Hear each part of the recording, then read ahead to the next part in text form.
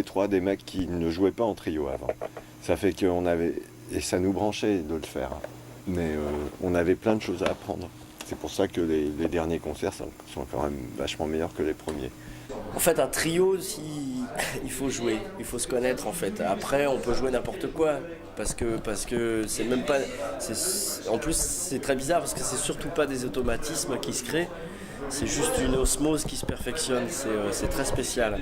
Comme je jouais à l'époque, j'osais pas vraiment me lancer dans la formule trio parce que quand tu pars en solo, en trio, t'es tout seul, c'est quasiment là-haut sans parachute et t'as intérêt à assurer ta race. Donc maintenant je peux m'y mettre, mais avant j'osais pas. C'est-à-dire que là, t'as fait que ça. D'accord, c'est dommage. On sait que les choses importantes, tu les apprends sur scène parce que t'es pas dans les mêmes circonstances en studio, c'est pas la même excitation, les idées elles te viennent moins facilement que sur scène.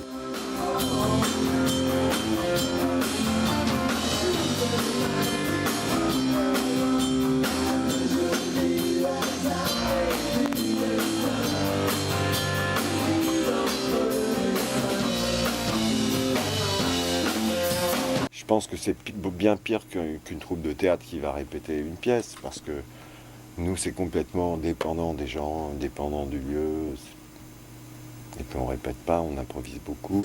Le mot d'ordre, c'est que justement, il y a de la fraîcheur et tout le temps. C'est en ça que c'est vachement intéressant.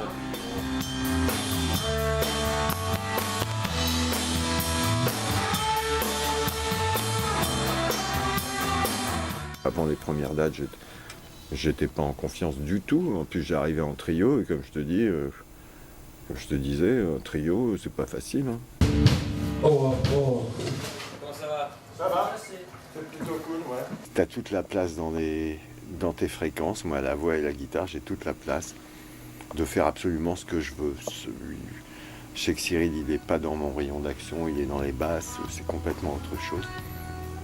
Et c'est un vieux rêve de pouvoir improviser autant que je veux sans avoir besoin de répéter tel passage, pouvoir me lancer n'importe où.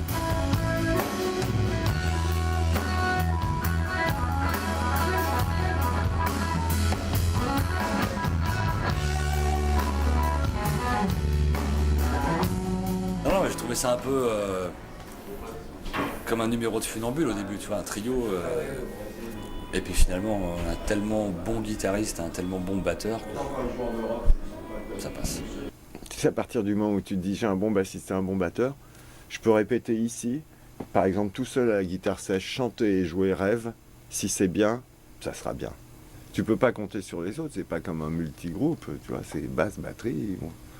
C'est très minimaliste comme ça. Donc guitare, voix, si c'est pas bien, c'est foutu. Je trouve que le trio, c'est la meilleure idée que Louis il ait eue ces 50 dernières années, je crois.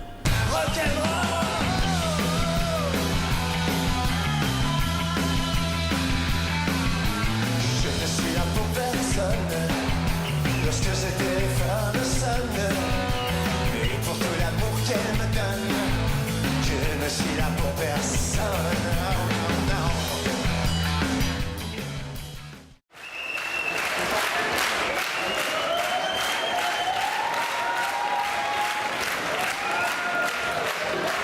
J'ai envoyé un fax quand j'avais 18-19 ans.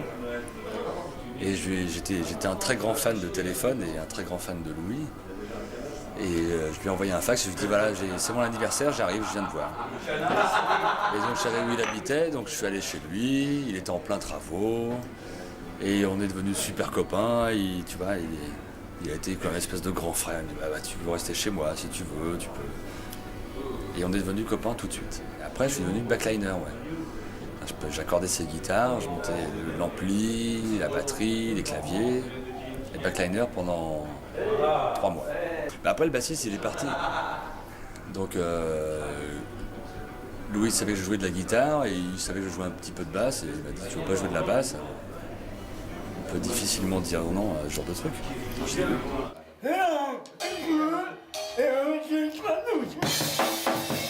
Alors Hervé, je l'ai rencontré à Saint-Barth. C'était des copains qui m'ont invité pour jouer à Saint-Barth et j'aurais dit oui, mais tu sais, j'ai pas de groupe en ce moment. Ils me disaient mais ça fait rien, tu joueras avec les gens qui sont là. Et les gens qui étaient là, c'était des gens qui jouaient dans le groupe de Yannick Noah qui lui aussi donnait un concert à Saint-Barth.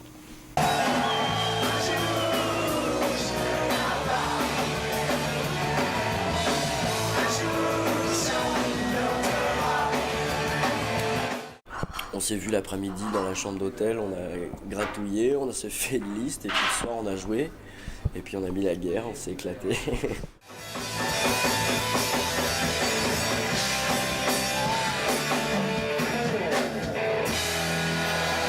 trouvé que c'était un batteur exceptionnel. Et donc, on est devenus copains, je lui ai expliqué, il était content, et puis il m'a dit ouais, bah, quand tu veux, si tu es en train de faire un disque, je viendrai t'aider. Moi, le seul truc que j'ai à dire, c'est ne l'écoutez pas, cette chèvre, elle dit n'importe quoi. Je le trouvais adorable et très marrant, et je me disais que le jour où j'allais le présenter à Cyril, ça allait sûrement faire tilt. Et puis ça l'a pas fait du tout, parce que c'est quand même... Je l'aimais pas beaucoup au début, Hervé. Je déconne. Et puis ça a fait tilt, ils s'entendent comme de larrons là. On s'est vu un quart de seconde et c'était plié, quoi. C'est Tristus et Rigolus en tournée. Et je suis content, c'est un rêve que j'avais, c'était un rêve, je me disais Cyril, plus Hervé, plus moi, ça peut donner vraiment quelque chose, il faut voir. Et mes rêves, c'est être ici avec ces deux mecs. Devant vous, devant vos sourires et vos regards. Ouais, mon rêve, c'est avoir une guitare dans les bras et jouer du rock'n'roll. C'est vrai que j'ai pris des mecs qui savaient chanter, c'était nécessaire, parce qu'un chœur tout seul, c'est nul. Il faut deux chœurs, il faut deux voix.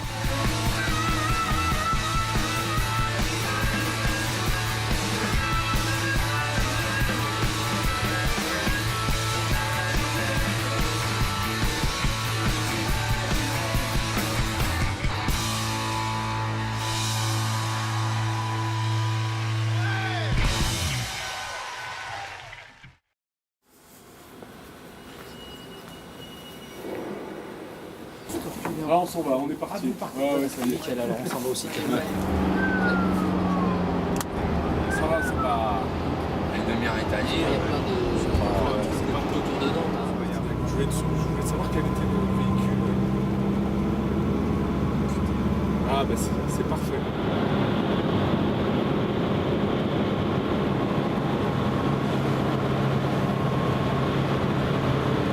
On décharge quel camion d'abord?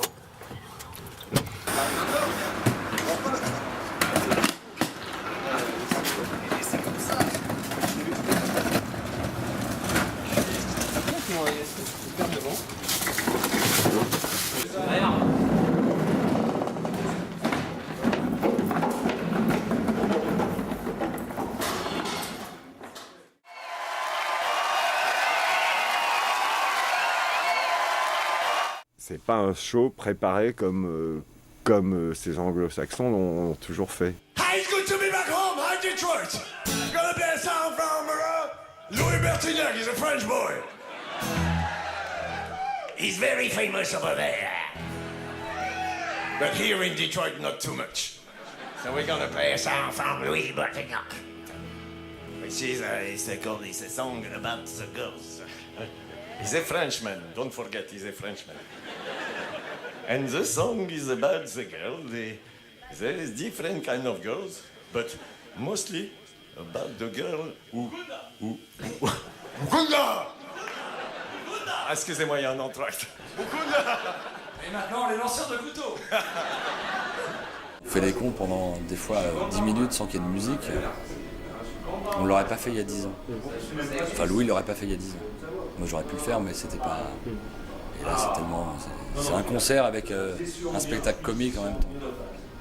Je sais que Cyril et Hervé, le concert est bon si je les ai fait marrer. C'est à peu près à ça qui juge si c'est un bon concert ou pas. Ah, il me dit putain quel bon concert, j'étais plié de rire tout le long. L'anglais, les lanceurs de couteaux, il y a tout ce qui... Il est plus détendu, il a une femme super, il a une môme ça change tout, quoi. Je suis bien placé pour en parler. Moi aussi, j'ai une femme et en plus, j'ai un petit garçon depuis pas longtemps. Donc, Tu fais un tel show pendant 1 heure qu'après, quand tu enchaînes les rendez-vous là-haut, les machins, ils sont un peu paumés, quoi. Ouais, bien sûr. C'est plus complexe. C'est plus musicien. Mais tu vois, genre tous les soirs, c'est super drôle à chaque fois. Change de métier, bordel.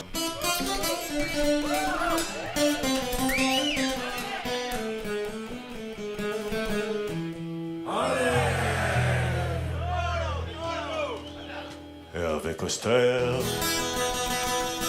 Hervé Coster, Hervé Coster. C'est un peu la déconnade tout le temps. Je peux parler entre deux chansons. Et en plus, je trouve ça plutôt sympa de parler entre deux chansons parce que,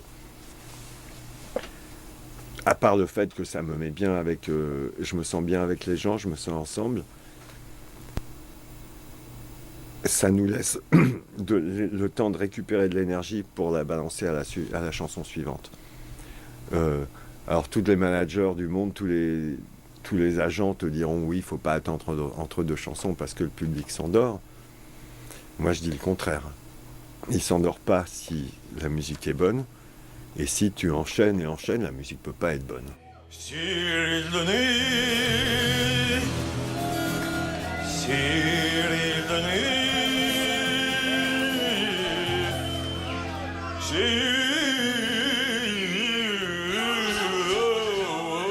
ferme-la, la, la, la, la. J'adore ces moments parce que c'est pareil, c'est que comme la musique, c'est de l'impro, que les gens participent, que ça se répond, que je les entends, et ça fait partie du concert, absolument.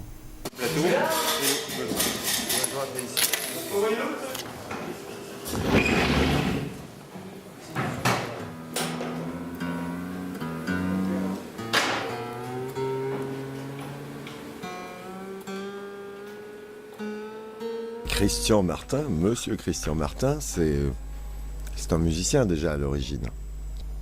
Et ce qui est absolument génial avec lui, c'est qu'il est toujours d'accord. La vie est simple avec lui, c'est très agréable. Il a aussi la casquette de musicien depuis presque le début de la tournée. Là, c'est le quatrième mousquetaire.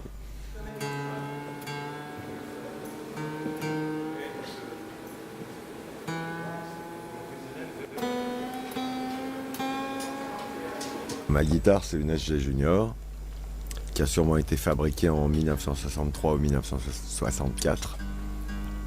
Je l'ai acheté aux États-Unis, dans le New Jersey. C'est une vieille histoire de mecs qui m'avaient pris en stop et qui m'ont invité à faire la fête chez eux. Et puis ils m'ont mis cette guitare dans les doigts. Et puis tout de suite, c'était le coup de foudre. Elle est très légère. Elle est très souple aussi. Tu vois, si tu tires sur le manche un petit peu, c'est comme un vibrato. Ça fait comme un vibrato. Je l'ai un peu trafiqué avec les années. Je lui ai rajouté des trucs. Par exemple, elle a plus de cases que n'importe quel autre de ce modèle. Elle en a 3 ou 4 en plus.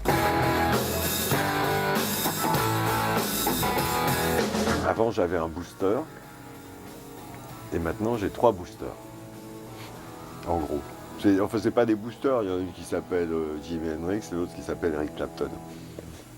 C'est pas mal par rapport à mes goûts, évidemment, c'est un choix. Plutôt, c'est les noms que j'ai. J'ai mon son avec le premier booster, mon son habituel. Avec le deuxième, j'ai un son un peu plus crade pour des solos. Et avec la troisième, j'ai un son encore plus crade pour des solos encore plus crades.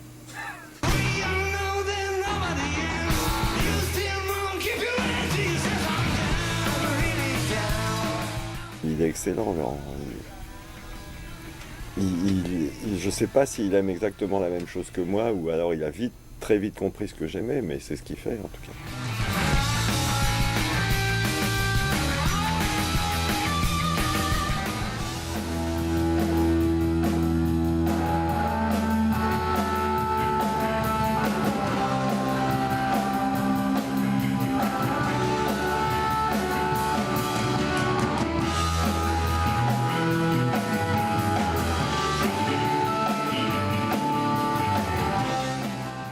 L'équipe, Je vais pas parler de tout le monde, mais ils sont vraiment bien. C'est vraiment des mecs bien.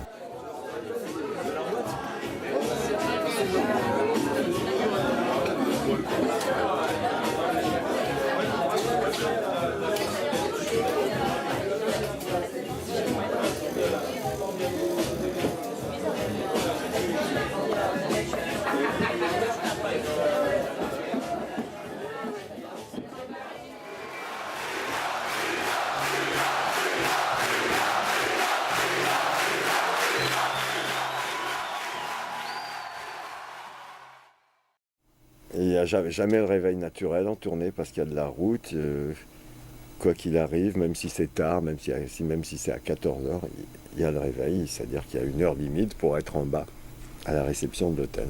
C'est pile au moment où je me brosse les dents que j'ai un droit à un coup de téléphone de Cyril sur le téléphone de l'hôtel qui me dit « On t'attend en bas ». On attend Hervé. On attend Hervé car il est jamais à l'heure. Je me mets au volant, comme d'hab. Cyril se met à côté de moi, comme d'hab, parce que c'est mon copilote. Et Hervé se met derrière parce qu'il dort, il continue sa nuit. Au-dessous de 16h, Hervé n'a pas assez dormi.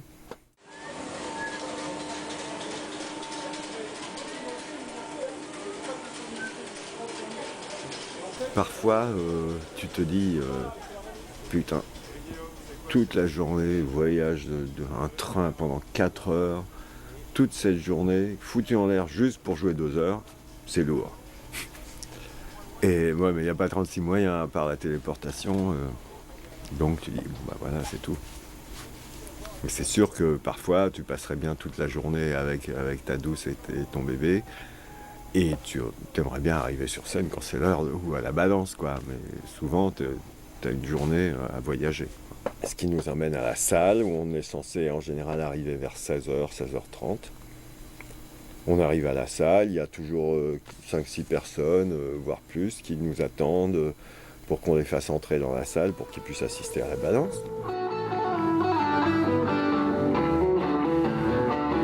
Cyril est extrêmement chaleureux, tu vois, il tutoie tout le monde dès qu'il arrive, il se met tout le monde dans la poche. Hervé est très gentil aussi. Donc on passe des très bons moments en général. Bonjour monsieur. Je repère un peu la scène, la gueule qu'elle a, la gueule de la salle, et puis je vais dans les loges.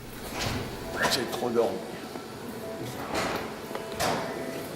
Et après ça, eh ben on vient nous chercher parce que c'est l'heure de la balance, ils sont prêts à nous recevoir sur la scène, donc on y va.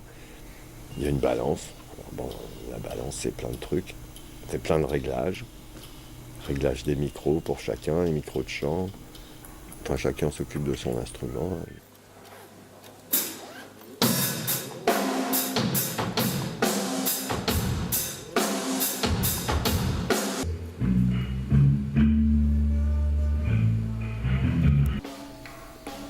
Moi, je m'occupe du Vox longuement. Toujours longuement, parce qu'il n'a pas d'équaliseur, il n'a pas de bouton. Le Vox, il a des boutons, mais j'y touche jamais. Mais par contre, j'ai des paravents à l'arrière du Vox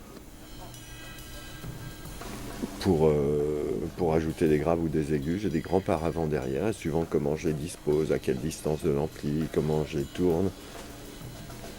Ça donne des sons complètement différents à mon ampli, qui est ouvert à l'arrière. Donc toutes les résonances, tout ce qui est aigu, de toute façon, ils arrivent toujours vers moi. Mais tout ce qui est grave, ils ont tendance à partir vers l'arrière. Donc je les fais revenir vers moi grâce à ces paravents. Il y a certains trucs sur lesquels je suis assez intransigeant, mais des détails, comme je demande à Christian, par exemple, de tourner les amplis vers le centre de la scène. Un tout petit peu moins que le centre de la scène. Bon.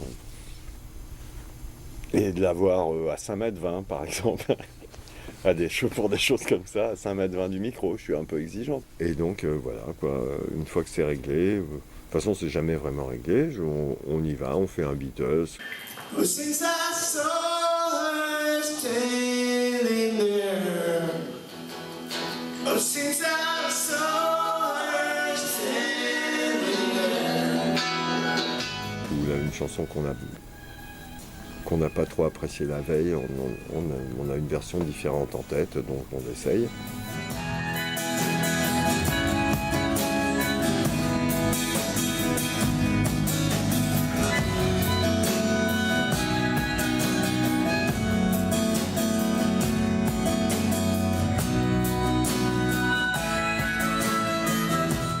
pendant ces années qui m'ont séparé du public, c'est-à-dire où je me suis éclaté dans mon coin, j'ai remarqué qu'il n'y avait rien de plus génial que de jouer 2 instruments en même temps, parce qu'ils peuvent se répondre l'un à l'autre. Donc pendant très longtemps, je me suis amusé à me répondre à la guitare et harmo, à essayer de faire la même chose à l'harmo qu'à la guitare. Et c'est comme ça que j'ai appris l'harmo, et puis je trouve ça très marrant.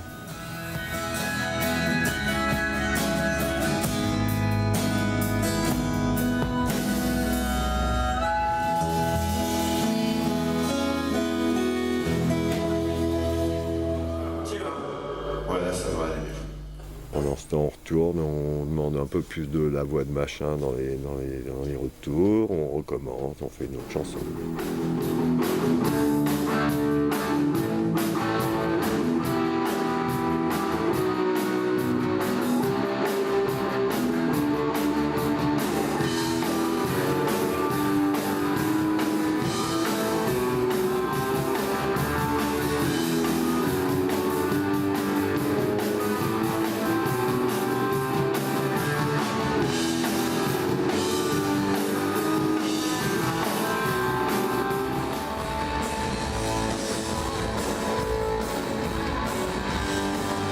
En tournée, non, j'ai pas Lola, j'ai pas Julie, mais il y a le téléphone. Ça me manque, ça me manque. Mais bon, hein, c'est bien, c'est mon travail.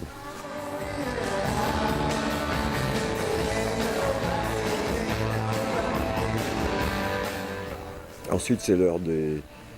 pour moi, c'est l'heure de quelques interviews. Dans le téléphone, on ne reverra plus jamais sur scène. Non, je crois pas qu'il y aura un truc qui s'appellera téléphone, je crois pas. Mais si on se retrouve tous les 4 un soir, ouais, on jouera. Ça arrive, mais autant on peut se retrouver et monter sur scène ensemble, autant appeler ça téléphone et arriver, on est 4 personnes, on a fait un truc important il y a longtemps, mais il y a super longtemps, il y a 20 ans, c'est fini. Alors l'autre, c'est bonjour, c'est Louis Bertignac, c'est plus compliqué. Alors vous écoutez le 12h-14h avec Coralie. Ouais, ça va bien. C'est bon. Bonjour, c'est Louis Bertignac. Voilà, on recommence. On va articuler. Bonjour, c'est Louis Bertignac. Vous écoutez, répète-moi. Le 12h-14h avec Coralie. Sur RTF si c'est possible. Bonjour, c'est Louis Bertignac. Vous écoutez 12h-14h sur RTF avec Coralie 95.4. C'est un peu comme chocolat, machin. Et le hasard.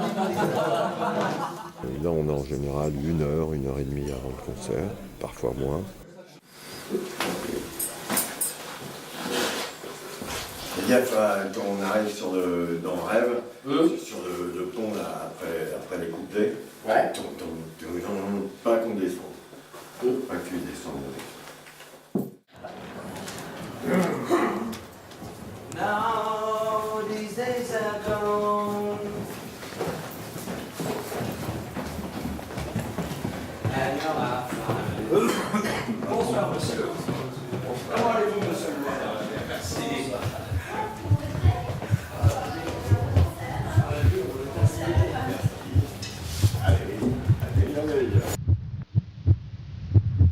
On y va? Par magie, à l'heure du concert, à peu près tout ce qui allait pas dans la journée, ça va.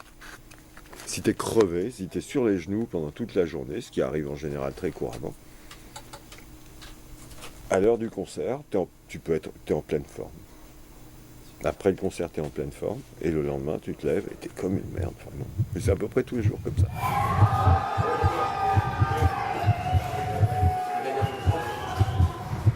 Il demande le noir sale. Le noir sale.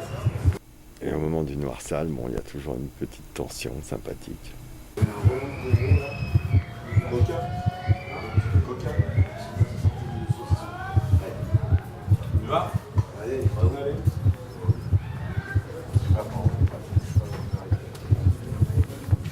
Tape sur les fesses, rendez-vous là-haut et on monte sur la scène.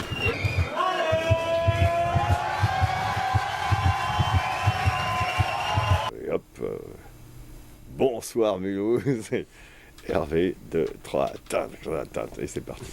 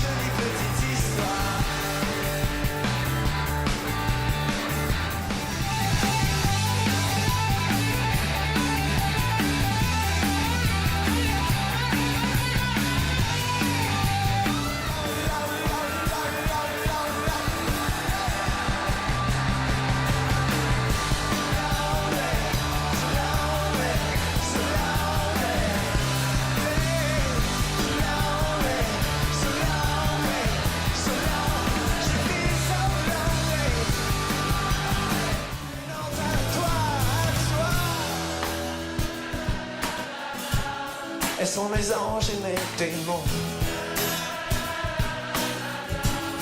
Tu sais, tout ça, ça me donne envie de crier, ça me donne envie de crier, ça me donne envie de crier.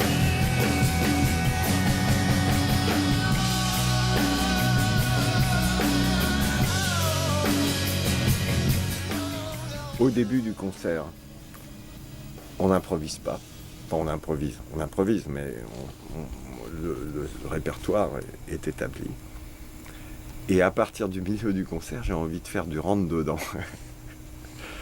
Si tu veux, les fraudeuses et ces idées-là, c'est les dernières lentes du concert. Et quand j'arrive vers la fin de ces idées, allez, putain, allez, il y en a marre, maintenant on va passer au rapide.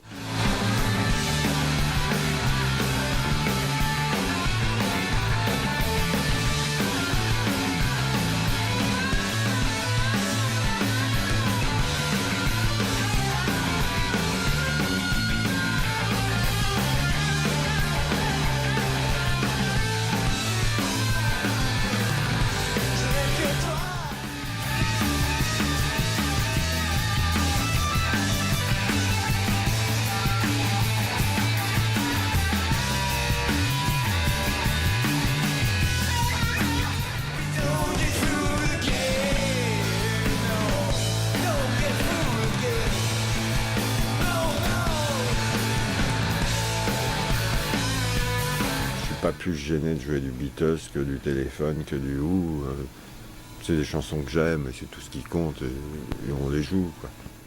Et évidemment, ce serait spécialement, je reprendrais 70% de chansons que j'ai fait il y a 30 ans. J'aurais peur qu'on me considère comme un has-been. Et moi aussi, j'aurais peur de me considérer comme un has-been. Donc, je limite quand même. Mais c'est normal de faire des chansons de sa vie, qu'on a composées dans sa vie ou qu'on a aimé dans sa vie, c'est normal.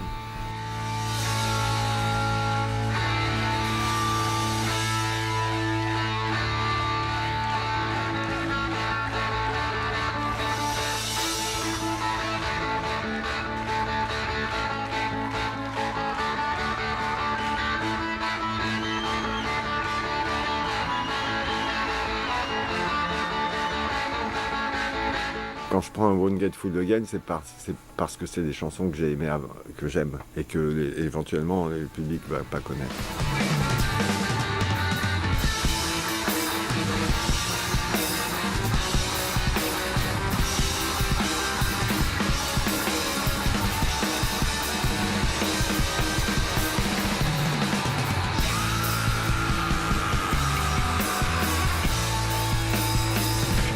Quand je fais un Satisfaction, parfois en fin de concert ou un autre monde, c'est pour eux.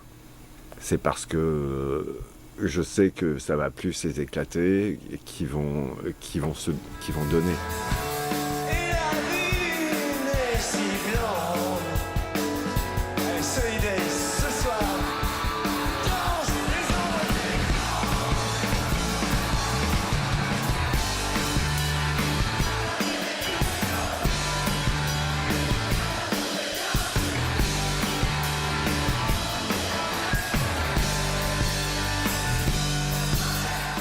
Je note que les gens ont vraiment envie de rock, que le public me semble complètement privé de ce genre de rock, ce genre de musique et ce genre de rock. Et ils ont l'air tellement contents que je me sens une âme de médecin un peu. Il y a beaucoup de gens à soigner, donc voilà, on prend la mallette et on décide d'aller soigner les gens. J'ai pas envie de finir un concert avec des choses douces. J'ai envie que ça monte, j'ai envie que les gens qui se bougent, j'ai envie de les faire danser, j'ai pas tellement envie de les faire redevenir réceptifs.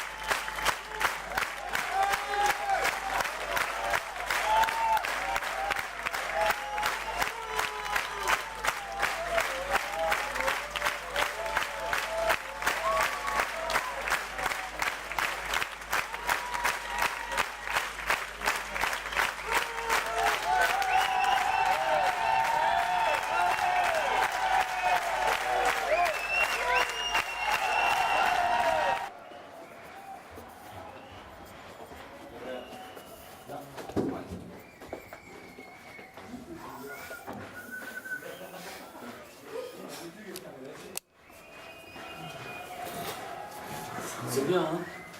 Hein? C'est bien. T'es là? Oh, un bon concert, c'est quand même un concert où les gens veulent absolument pas te laisser partir.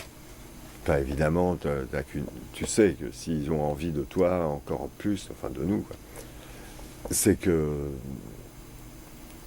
t'as bien fait ton boulot.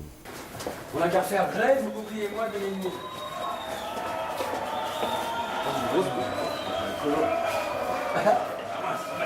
Merci. Qu'est-ce qu'on se fait alors? Là on est bien, on a encore un peu de voix, on a pas de problème à jouer. On mange trop. Je suis le fou familier. Allez, tout ce qui sert pas, on ne dit pas.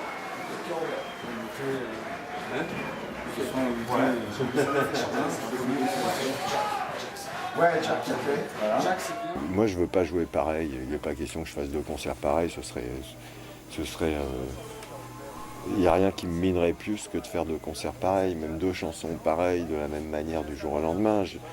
Si je l'ai faite comme si la veille, il faudra que je la fasse comme autrement le lendemain, parce que sinon j'ai l'impression d'être mort. Il y a quelque chose qui ne va pas. Ce serait dramatique. Et après le concert, c'est royal, tout va bien. Bon, moi je peux faire la gueule parce que je suis jamais content, alors j'essaie toujours d'avoir une opinion, de dire ce qui allait pas pour que ça soit mieux, mais en fait je trouve toujours une petite connerie à dire, mais bon. À la place du fa, tu faisais le ré, et à la place du ré, tu faisais le fa. Oui. Et je me disais, bon, putain, Ça marche aussi. Ça va avec la mélodie aussi, mais bon, c'est mieux de faire le vrai. Alors si les autres se sont éclatés, ils m'écoutent pas. Et si les autres ont des doutes, ils m'écoutent. Et si je dis que c'était pas terrible, ils vont flipper.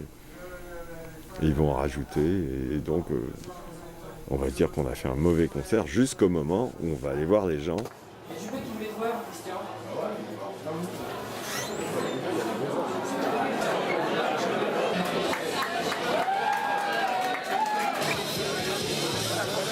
Et en général, les gens sont éclatés, ils sont très contents du concert, donc ça nous met de bonne humeur.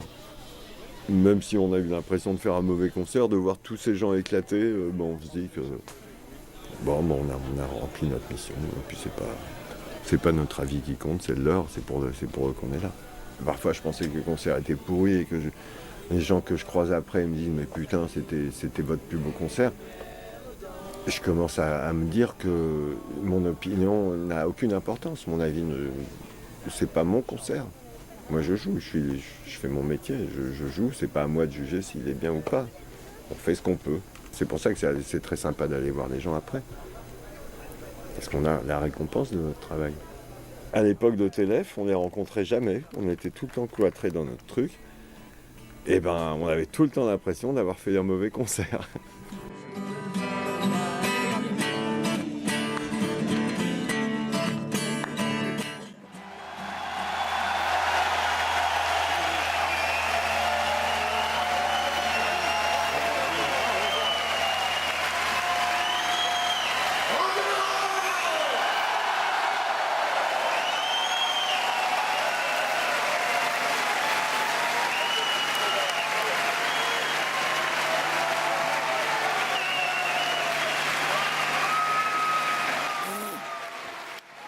Le public, ça a vachement changé, il s'est vachement étoffé, il y a des nouveaux, il y a des petits jeunes.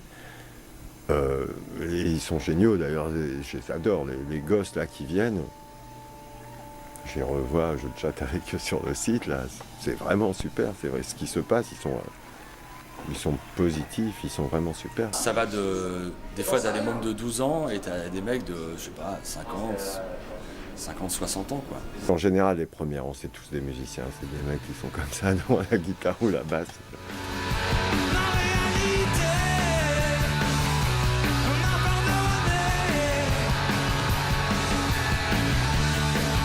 Ils voient bien que c'est pas vraiment un métier qu'on est en train de faire. Ils voient bien qu'on s'éclate au moins autant qu'eux. Ils voient bien qu'on est un peu cinglé quand on est là, que ça nous met dans un état second qui est un bonheur inouï.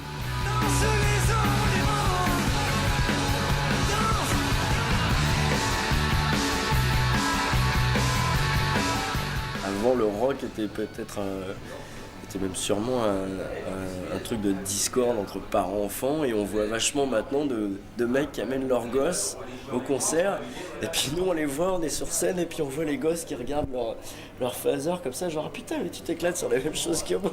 Bah avant il y avait que des fans de guitare quoi, qui venaient de temps en temps avec leur gonzesse. Et là non, il y a tout.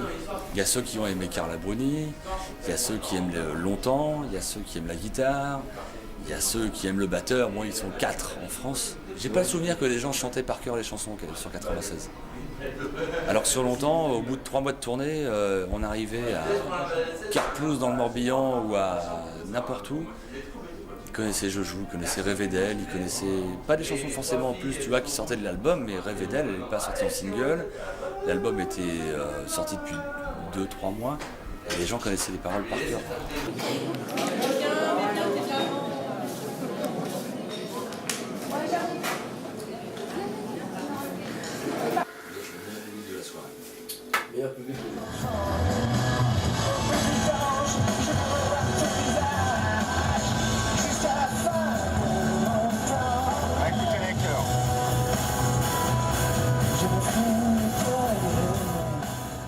Disons qu'à la sortie du Mac, il y a un son honorable, un mixage honorable en général. Sinon, on peut le retoucher un peu dans la bagnole, ça c'est le boulot de Cyril.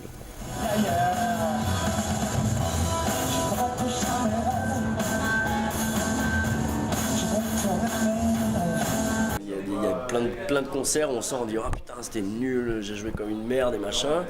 Puis on fout le truc dans la bagnole, on dit putain mais c'était pas mal quand même.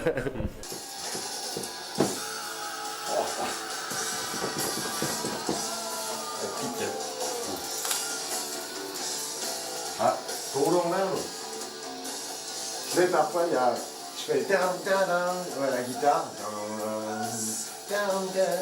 Laisse-moi tout seul parfois, fais du vide. Ça veut dire quoi? C'est juste Bah, pas l'oreille en l'air? Non, ouais. Comme tu fais à l'intro, c'est royal, c'est énorme. Il faut absolument que tu me fasses. Bon, normalement je le sais, mais juste un tout petit geste un peu plus précis pour les fins comme tout ça, genre. Je sais pas si tu te rappelles, à la fin de ce morceau-là, je me suis arrêté, je regardais pas et je me suis arrêté, je sais pas pourquoi, je me suis retourné et c'était la fin. Et on s'est regardé et. T'as bien dit ce qu'il fallait dire. Je regardais pas. C'est la seule chose que je retiens. Je regardais pas. Je regardais pas Hervé et toi. Je regardais le public, je respecte le public. Tu respectes le public. Quel bon rêve. Elle pleure sans se froisser pour tout ce qui est passé, pour tout ce qui est perdu. Elle pleure. J'ai pas fait cet album longtemps, un peu doux, pour qu'ils se disent, en me disant, quand je vais arriver sur scène, ça va les surprendre d'avoir du vrai rock'n'roll. Mais je suis content. Je suis content de la surprise, parce que je sais que, bon, tu vois, quand tu te retrouves aux Vieilles Charrues, par exemple, devant 50 000 mecs, tu sais qu'il y en a qui ont entendu Je joue à la radio. Donc ils se disent, ah ouais, c'est pas mal, c'est sympa. C'est un peu rock. On va aller voir. Et ouais, je suis ravi qu'ils s'attendent à un peu de rock, mais que ça leur mette une grande claque. Ouais, c'est béni, ouais. Parce que ça me renforce, ça me donne de la force. Parce que quand tu arrives devant 50 000 mecs et dont il n'y en a que 2000 qui te connaissent, évidemment, tu as un peu les jetons, donc tu as envie au départ de les convaincre. Le premier truc, c'est qu'il faut les convaincre. Alors évidemment, quand tu arrives avec un truc plus rock que ce à quoi ils s'attendaient, ouais, tu sais que tu as un atout dans la poche. Tu te dis, attends, c'est trop beau comme job. C'est vrai que c'est très beau comme job. Moi, j'adore jouer sur scène et je ferai ça toute ma vie.